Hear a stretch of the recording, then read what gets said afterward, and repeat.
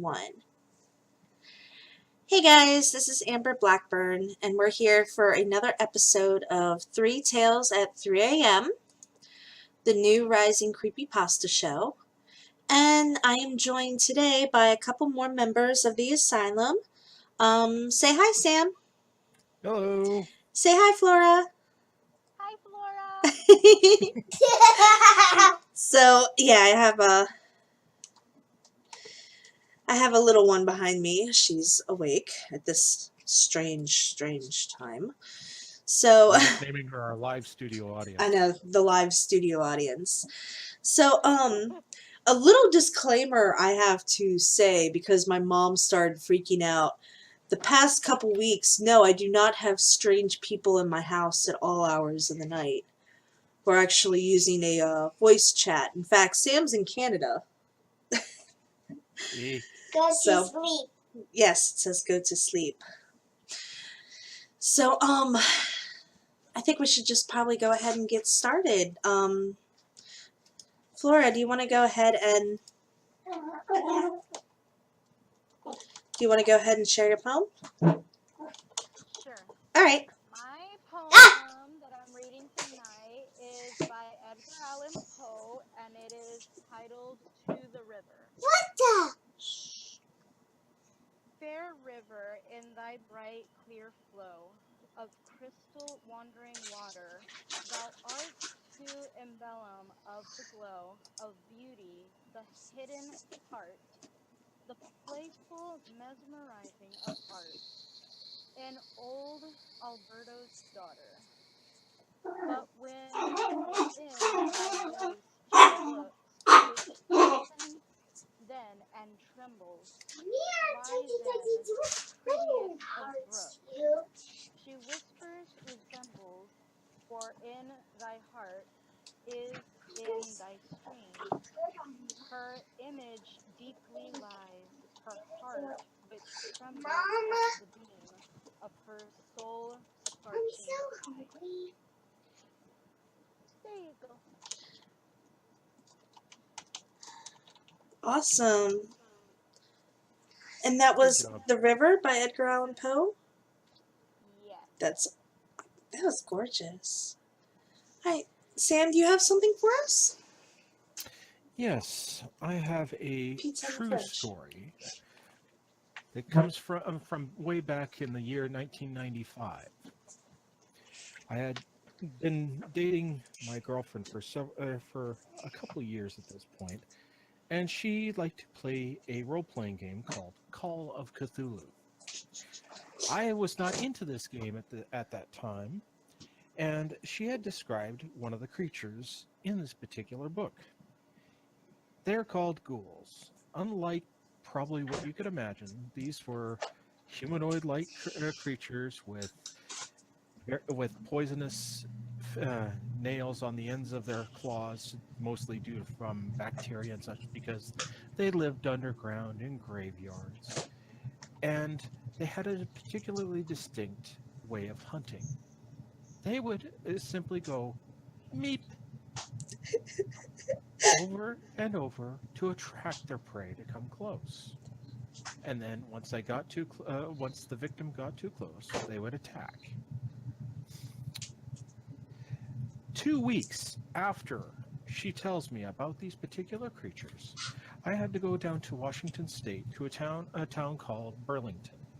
I was there for 3 days to set up an old farmhouse to be a storage house for the work that I was doing at the time, which was selling agriculture preservatives.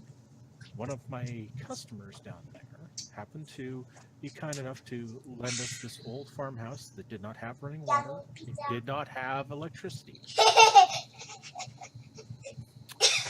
So on the first of 2 days that it took me to set up this house, which was a nice little 2-story house out in the middle of the country, nothing close by other than the barns that were holding the animals nearby, I started sweeping away and working away on the inside, building up a ramp because I was using the main living room as the area that was going to be holding all the containers for the farmers to come and help themselves, since I couldn't travel down there all the time. As I'm sweeping away, slowly and surely, I swear I hear meep.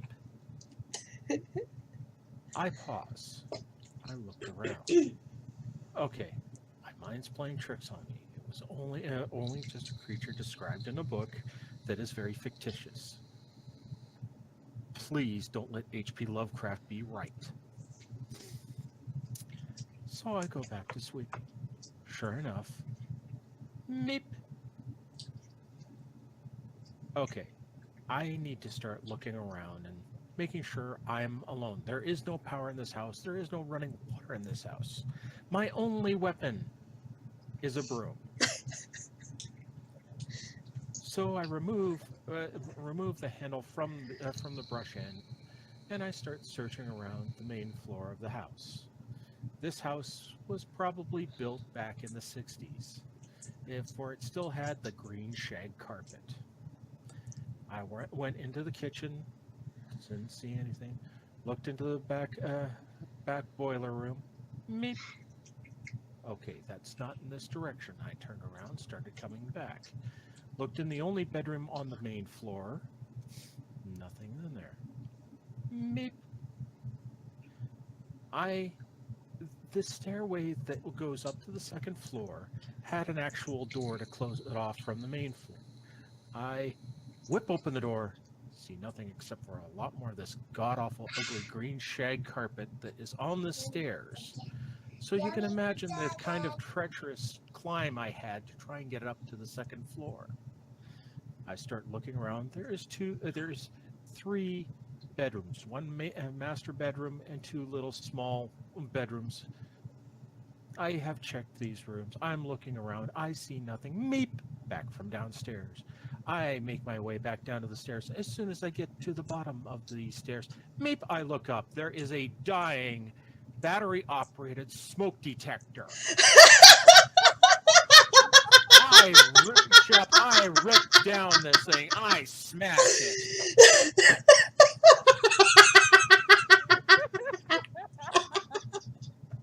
That evening, after I recovered from my scare moment, I go back to the hotel room that I was staying in temporarily.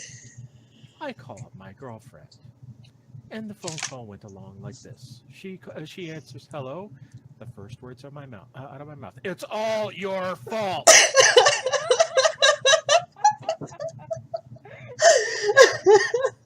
And proceeded to explain what happened. And that is the story of the haunted house in Burlington, Washington. Wouldn't it be cheaper to spend the night in the house that you're renovating? No power, no running water. The toilet was full of black water. No, thank you. Yeah, that's true. Not to mention there wasn't even a bed to sleep in this house anymore. It was empty. Oh, you had all that nice shag carpeting. Yeah. I told you you'd like the ending. That is awesome. All right, so I'm gonna go ahead and I'm going to tell probably one of the more, well, it's not a huge creepypasta. It's kind of big. It's actually my favorite. And you've probably heard of it. It's called Abandoned by Disney.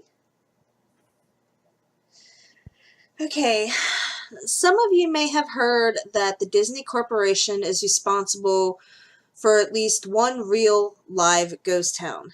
Disney built the Treasure Island Resort in Baker's Bay in the Bahamas, and it didn't start as a ghost town. Disney's cruise ships would actually stop at the resort and leave tourists there to relax in luxury. This is a fact. Look it up. Disney blew $30 million on this place. Yes, $30 million. And then they abandoned it. Disney blamed the shallow waters, too shallow for their ships to safely operate, and even blamed the cast on the workers, saying that since they were from the Bahamas, they were too lazy to work a regular schedule. That's where the factual nature of the story ends. it wasn't because of the sand, and obviously wasn't because the foreigners are lazy. Both are convenient excuses. No, I sincerely doubt that both of these reasons are legitimate. Why don't I buy the official story? Because of Mowgli's palace. Near the beachside city of the Emerald Isle in North Carolina, Disney began construction of Mowgli's Palace in the late 1990s. The concept was jungle-themed resort with a large, you guessed it, palace in the center of the whole thing. If you're unfamiliar with the character of Mowgli, then you might better remember the story The Jungle Book. If you haven't seen it anywhere else, you'd know it as the Disney cartoon from decades past. Mowgli was an abandoned child in the jungle, essentially raised by the animals and simultaneously threatened, pursued by other animals. Mowgli's palace was a controversial undertaking from the start. Disney bought a ton of high-priced land for the project, and there was actually a scandal surrounding some of the purchases. The local government claimed eminent domain of the people's houses, then turned around and sold the properties to Disney. At one point, a home that had just been constructed was immediately condemned with little to no explanation. The land grabbed by the government was supposedly for some fictional highway project. Knowing full well that was what was going on, people started calling it the Mickey Mouse Highway. There was the concept art. A group strutted shirts from Disney Co. actually held a city meeting.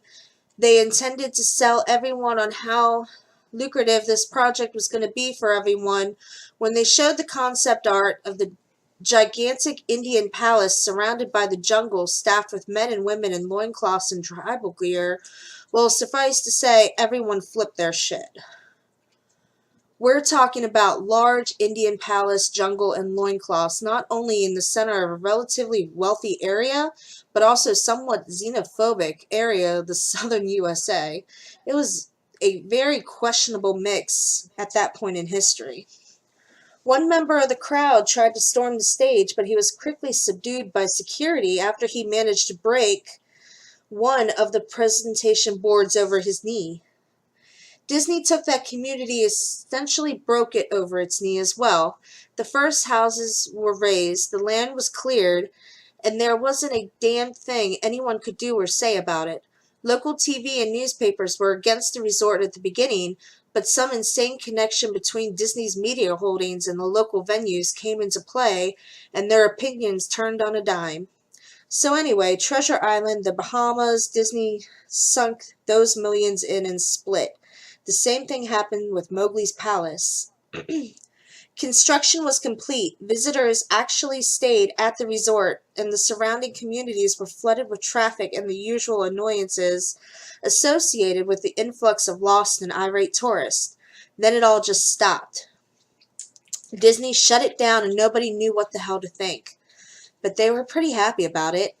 Disney's loss was pretty hilarious and wonderful to the large group of folks who didn't want this in the first place. I honestly didn't give the place another thought since hearing it was closed over a decade ago.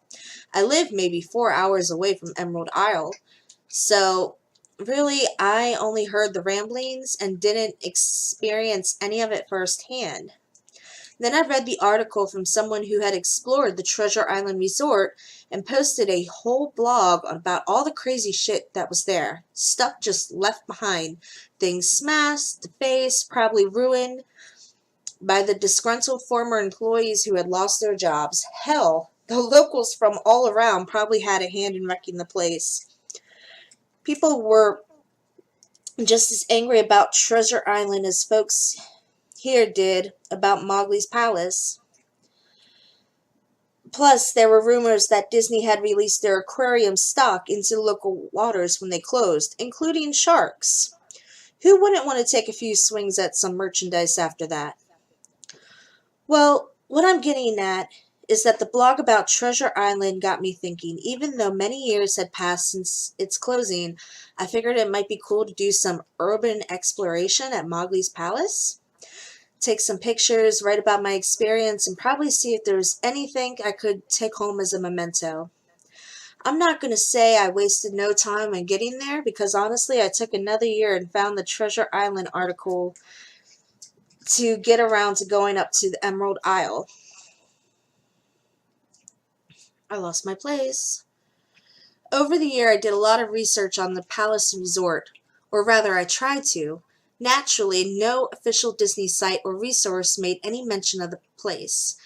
They had scrubbed it clean. Even odder, however, was nobody before myself had apparently thought to blog about the place or even post a photo. None of the local TV or newspaper sites had one word about the place, though it was to be expected since they all swung Disney's way. They wouldn't be out there lauding their embarrassment, you know? Recently, I learned that corporations can actually ask Google, for example, to remove links from search results, basically for no good reason. Looking back, it's probably not that nobody spoke of the resort, but rather their words were made inaccessible. So in the end, I could barely find the place. All I had to go on was old as hell map that I received in the mail back in the 90s, and it was a promotional item sent out to people who had recently been to Disney World, and I guess since I was there in the late 80s, that was recent. I didn't really intend to hang on to it, and it got shoved within the books and comics of my childhood, and I only remembered it months into my research, and even then it took me a few weeks to locate it in the storage bin that my parents had shoved it all into. But I did find it, and the locals were no help, as most of them were transplants who had moved the beach in recent years, while old residents who just sneered at me with made ruse gestures the second I said, "Where can I find Mowgli's?"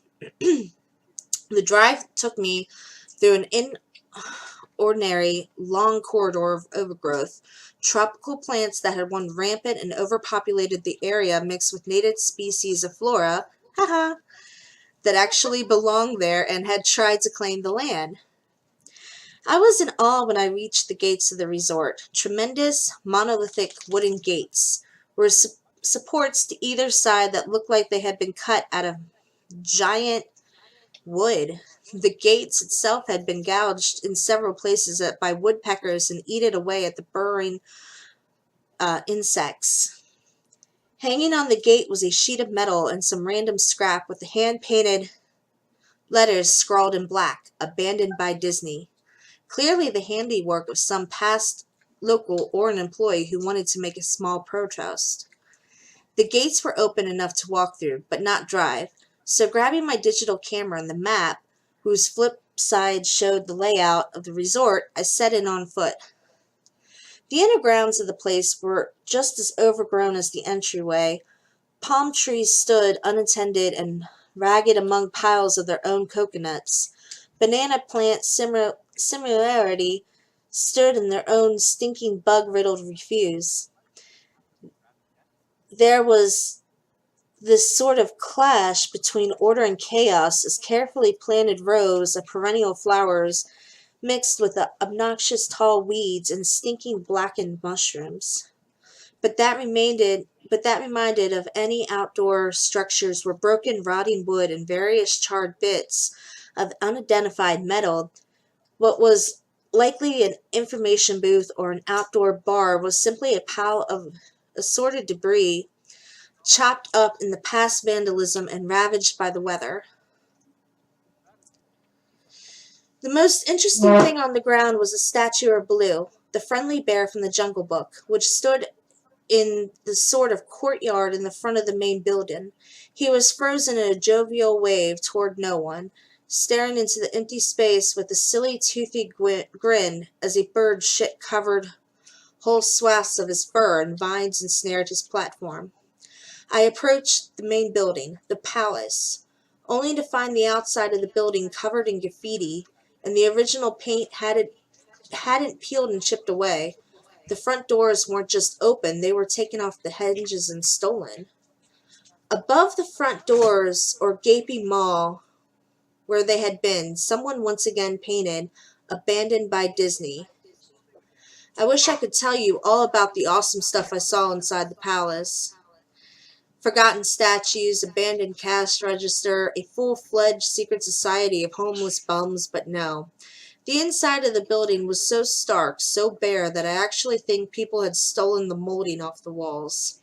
Anything that was too big to steal, counters, desks, giant fig trees, were all resting amid the empty echo chamber that amplified my every step like a slow rat-a-tat of a machine gun. I checked the floor plan, and headed to all the locations that might seem interesting. The kitchen, as you'd imagine, an industrial food prep area with the appliances in space, no expenses spared. Every glass surface was broken, every door knocked off its hinges, every metal surface kicked and dented, and the entire place smelled like very old piss. The huge freezer, not even remotely cool now, had a open row of empty shelf space.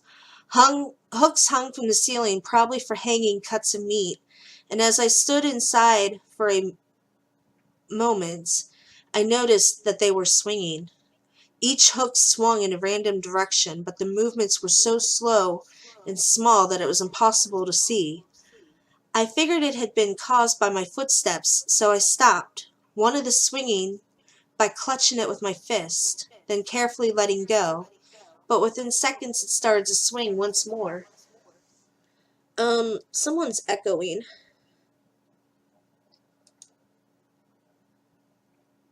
Okay. Can't be me because I actually muted my mic. So Oh, okay. I don't know who it is then. The public bathrooms were in much the same state as the rest of the place. Just like the Treasure Island Resort, someone had methodically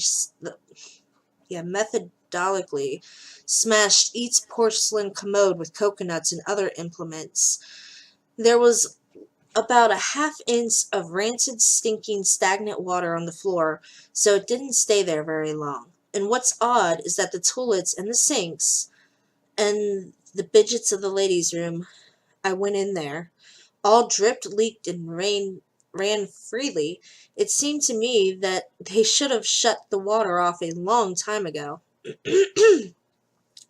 There were plenty of rooms in the resort, but naturally I didn't have the time to look through them all. A few I did peer into were similarly wrecked, and I didn't expect to find anything there. I thought there was actually a television or a radio in one, as I really think I heard a quiet conversation coming out, though it was like a whisper. Probably my own breathing echoing the silence, or just another case of sound, flowing water playing tricks on my mind. But this is what it sounded like. 1.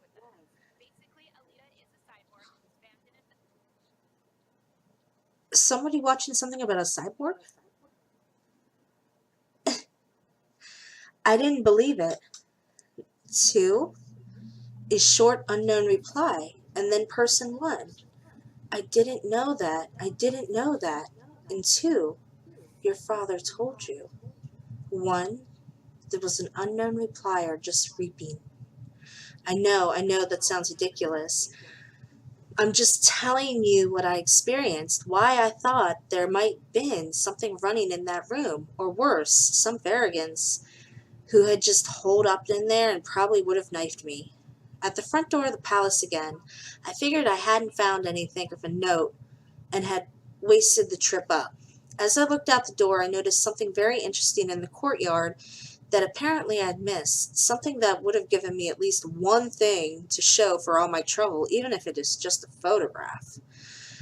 There is a lifelike statue of a python, maybe 50 feet long, coiled up, sunning itself on a pedestal right in the center of the area. It's almost time for the sun to start setting, so the light fell right onto the object, perfect way for it to be autographed. I approached the python and snapped the photo. Then I stood on my toes and snapped another one and moved closer again to get detail of his face. Slowly and casually, the python lifted his head, looking directly in my eyes, and turned and slithered off the pedestal across the grass and into the trees. All 50 feet of it, its head long disappeared into the woods before its tail left the sunning spot. Disney had released all their exotic animals onto the grounds. Right there on my floor plan on the map was the reptile house. I should have known. I should have read about the sharks at Treasure Isle. and I should have known they'd done this. I was dumbfounded, but utterly stupefied. My mouth must have been hanging open for the longest time before I came back to earth and snapped it shut. I blinked a few times and backed away from where the snake had been, back toward the palace. Even though it was totally gone, I wasn't taking any chances and closed my way back into the building. I took a few deep breaths and slaps to my own face. Excuse me, to get myself right in the head after that. I looked for a place to sit down, as my legs were feeling a bit jelly at this point. Of course, there was no place to sit down, unless I wanted to recline in the broken glass and dead leaf carpet, or haul myself onto the desk of questionable reliability. I had seen some stairs near the palace's lobby and decided to go have a seat until I felt better. The staircase was far away from the front of the building, but relatively clean, save the startling acclimation of dust. I placed a wedge of metal off the wall that once again was painted with "Abandoned by Disney," a motto I had become accustomed to. I placed the wedge on the stairs and sat on it to keep at least somewhat clean. The stairway led downward, below ground level, and using the camera flash as sort of an improvised flashlight, I could see the staircase ended in a metal mesh door with a padlock and a sign on the door, a real sign, that read, "Mascots Only, Thank You." This perked up my spirits a little bit, for two reasons. One, the mascot only area would have definitely have some interesting stuff from back in the day, and two, the padlock was still in place. No one had gone there. Not the vandals, not the looters, anybody. There was one place I could actually explore, or perhaps find something interesting, photograph, or wanting to steal. I had come to this palace essentially agreeing with myself that it had been okay to take anything I wanted because, hey, abandoned. It didn't take much to bust the lock. Well, actually, that's wrong. It didn't take much to bust the metal plate on the wall, but the padlock was hooked to it. Time and decay had done most of the work for me, and I was able to bend the metal plate just enough to pull the screws out of the wall, something nobody else had apparently thought of, or at least been able to do in all that time.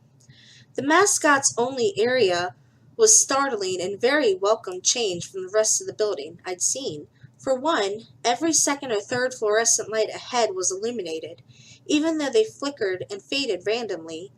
Also, nothing had been stolen or broken, even if the age and exposure were definitely taking their toll. Tables had notepads, pens, and were clocks. Even a punch-in clock on the wall, complete with filled-out time cards. Chairs were scattered around, and there was even a small break room with a static-filled television and a long rotted-out food and drink on the counters. It was like one of those post-apocalyptic movies where everyone had just left in a state of evacuation. As I walked the maze, like a sub-basement hallway for the mascots only area, the size had become more and more interesting. As I went further, the desks and tables were knocked over, papers scattered and almost molded with the damp floor, and a large carpet of mold was slowly overtaking the real, rotting crimson floor covering. Everything was just sort of squishy. Anything wood disintegrated into mush when I applied even the least amount of force, and clothing items hanging on hooks in the room simply fell to moist threads if I tried to unhook them. One thing that annoyed me was the light was becoming more sparse and unreliable as I went further into the dank, suffocating depths of the place. Eventually I reached a black and yellow striped door with the words "Character Prep 1" stenciled on it. The door wouldn't open at first, and I figured this was probably where the costumes were kept, and definitely wanted a photograph of that twisted, stinking mess. Try as I might, whatever angle or trick I tried, the door wouldn't budge. That is, until I gave up and started walking away. There was a slight popping sound and the door creaked slowly open. Inside the room was completely dark, pitch black. I used the camera flash to look for light switch on the wall by the door, and there was nothing. As I made my search, I jarred out my sense of excitement with a loud electrical buzz. Rows of lights overhead suddenly flashed to life, flickering and fading in and out, and the rest had passed. I took a second for my eyes to adjust, and it seemed like the light just kept getting brighter until one of the bulbs exploded. But just then, I thought it would reach a critical stage, and the lights dimmed a bit and steadied. The room was exactly how I would picture it. Various Disney costumes hung on the walls, fully put together like some strange cartoon cadavers hung from invisible nooses. There was an entire rack of loincloths and native clothes on hangers toward the back. What I found an odd and wanted a photograph right away was a Mickey Mouse costume in the center of the room. Unlike the other costumes, it was lying on its back in the center of the floor like a murder victim. The fur on the costume was rotten and shedding, creating bare patches. There was even more odd, however, was the coloring of the costume was like a photo negative of the actual Mickey Mouse. Black where there should be white, and white where there should be black, and normally red pants were light blue. The sight was off-putting that I actually postponed photographing the thing until last. I took pictures of the costumes hanging on the walls, upward angles, downward angles, side shots, and the entire row of frozen, putrid cartoon faces, some with plastic eyes missing. I decided to stage a shot, just one bedraggled character head on the slimy, grimy floor, and I reached the headpiece of Donald Duck costume and carefully removed it so the thing wouldn't fall apart in my hands. As I looked into the face of a wide-eyed, moldering head, a loud, clattering sound was made that made me jump with fright. I looked down at my feet, and between my shoes was a human skull. It had fallen out of the mascot head and shattered into pieces at my feet. Only the empty face and lower jaw remained, staring up at me. I dropped the duck head immediately, and as you'd expect, it moved on the floor. As I stood in the doorway, I looked back at the skull on the floor. I had to take a picture of it, you know. I had to, for a number of reasons, and it seems silly, but only if you don't think it through. I needed proof that it had happened, especially if Disney was going to somehow make this go away. I had no doubt in my mind, right from the start, that even if it was just gross negligence, Disney was responsible for this. This is why the resort had closed, and I was the only one outside Disney Co. who knew me. That's when Mickey, the photo negative... Mom, I play on your phone. Okay, that's fine. Here, hold on. Excuse me one moment, guys. Let me see.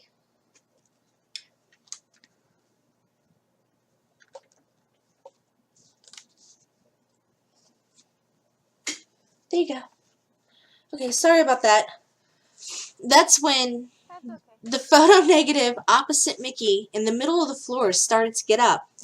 First sitting up, then climbing to his feet. The Mickey Mouse costume, or whoever was inside it, stood in the center of the room. Its fake face was staring directly at me as I mumbled no over and over again. With shaking hands and a violently thrashing heart and legs that had once again turned to jelly, I managed to lift the camera and aim it at the opposite creature, now quietly sizing me up, head tilted. My digital camera's screen displayed only dead pixels in the shape of the thing. It was a perfect silhouette of the Mickey Mouse costume as the camera moved unsteadily in my hands. The dead pixels spread, marring the screen wherever Mickey's outline moved to. And then the camera died, went blank and quiet and broken. I raised my eyes once again to the Mickey Mouse costume. Hey, it said, hushed, perverted, and perfectly executed Mickey Mouse voice. Want to see my head come off? It started to pull at its own head, working its clumsy glove-clawed fingers around its neck, clawing impatient movements, similar to a wounded man trying to pull himself free of a predator's jaws. As it worked its digits into the neck, there was so much blood. So much thick, curdled yellow blood. I turned away as I heard the sickening tearing of cloth and flesh, and only cared about getting away. Above the doorway of this room, I saw the final message clawed into the metal with bone or fingernails.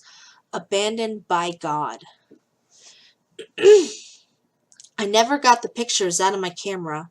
I never wrote the blog entry about it.